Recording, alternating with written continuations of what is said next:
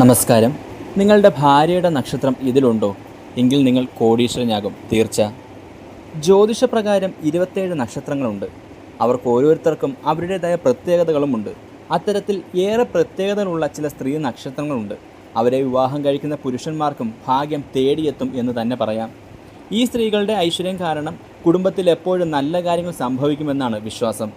നക്ഷത്രങ്ങൾ മൂലം, അവിട്ടം, വിശാഖം, തൃക്കേട്ട, ചതയം, ചിത്തിര, മകം, ആയില്യം, കാർത്തിക എന്നിവയാണ് ആ നക്ഷത്രങ്ങൾ.